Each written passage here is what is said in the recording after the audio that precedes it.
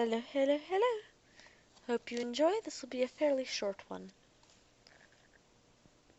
Chapter 11. Dreams Out of Joint. Derek awoke in a place that he knew was not real. Otherwise, he had no idea where he was. He stood on a smooth copper plate extending unbroken in all directions. Above him was a pitch-black sky. Theoretically, he should have been engulfed in darkness as well, since the copper was hardly an obvious source of illumination, but vision was no problem. In fact, Derek realized, his range of sight extended into the ultraviolet and infrared range. When he looked down to inspect his hand, his neck joints creaked. He would not have been able to hear that sound if he had been human, for he was now a robot. His metal hand proved that undoubtedly. Normally, such a turn of events would have sent him into a fit of deep depression, but, now that the deed was done, Derek accepted it quite readily. He did not know why or how he had changed, nor did he think the reasons mattered much. All that remained was for him to figure out what he wanted to do next. Logically, he should walk. Since there was no logical way to determine if one direction was preferable to any other, he simply started off in the direction he happened to be facing. As he walked, he saw that something was glowing in the distance. He walked more quickly, hoping to reach his destination that much faster, but it always remained the same distance away. So he ran, and the something seemed to glide across the copper surface away from him, maintaining the distance between them. He saw that the upper regions of the something were the spires of the city, streaking against the sky as the foundation glided away, streaking against the sky and cutting through it, tearing it, exposing the wilderness beyond.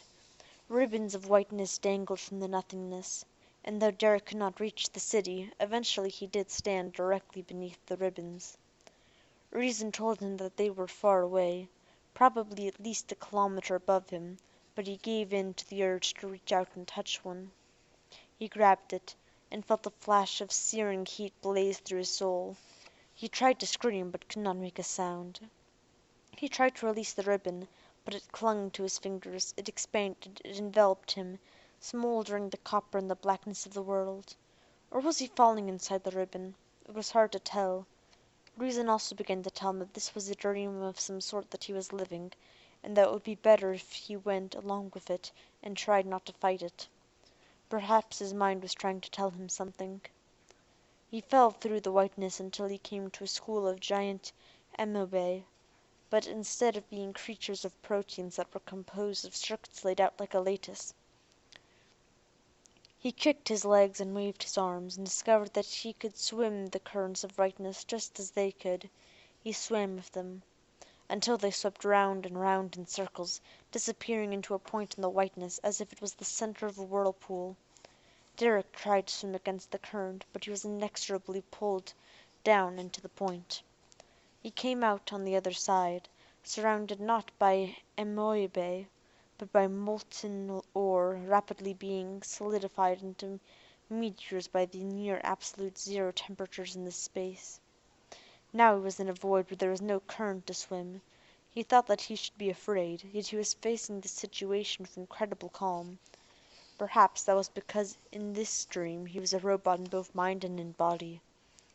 His body was unaffected by the cold, and he required no air to breathe, so except for the danger of being struck by a solidified slag heap, he was in no danger. Hence he had nothing to fear, nothing to worry about. Nothing, perhaps, except for where he might be going. He wished he could resist the trajectory he was taking, but there was nothing he could do about it, for there was nothing for him to grab onto or to kick against. He had no choice but to submit to his momentum, and hope to be able to act later. He had no way to judge how much time had passed when he plummeted from the void into a dark blue sky, nor could he explain how he managed to fall so far, so fast, without bursting into flames upon his entry into the atmosphere. He landed in a vast sea and swam to a shore where the waves pounded against the rocks. He crawled onto the beach, feeling as strong and as fit as when he had first began this dream, but now a bit afraid that he might rust. However, Once he had walked away from the beach and could once again see the city in the distance, his metal body was perfectly dry and none the worse for wear. He walked toward the city. Now it remained stationary, and the closer he came to it, the more brilliant it gleamed in the sunlight, with rainbow colors that glistened as if the towers and pyramids and flying buttresses were sparkling with the fresh dew of morning. And inside the boundaries of the city were buildings shaped like hexagonal prisms, diagonal prisms, dodecahedrons, and hexadahedrons, complex geometric shapes, all, but each with its own purity arising from its simplicity. Yet there was nothing to be there seemed to be nothing inside the buildings. There were no doors, no windows, no entrances of any kind. The colors of the buildings glistened in the sunlight: crimson, wheat, ochre, sapphire, gold, sable, and emerald, each and every one so pleasing to his logic integrals, all so constant and pure. Yet the deeper he walked into the city, the fewer buildings there were. They were spaced further apart, until the emptiness formed a tremendous square in the center, and in the square was an array of mysterious machinery, surrounded by transparent plastic packages of dry chemicals scattered on the ground. They all seemed to be asking to be used. But for what? Derek did use them. He did not know why, nor did he know exactly how he used them. He mixed the contents of the plastic packages into the machinery, and when it seemed appropriate, in fact, he rebuilt the machines when it was appropriate. Again, he did not know exactly why or how he accomplished this. It was only a dream after all.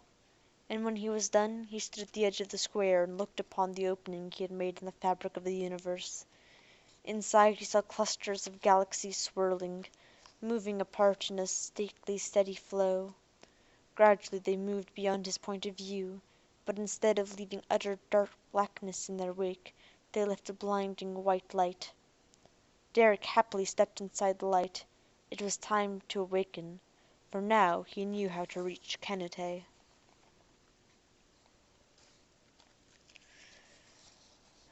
So that's the end of this particular interesting chapter. I'm guessing the hunter-seeker robots must have knocked him out for him to be unconscious. So, yeah, come back for the next part. Bye!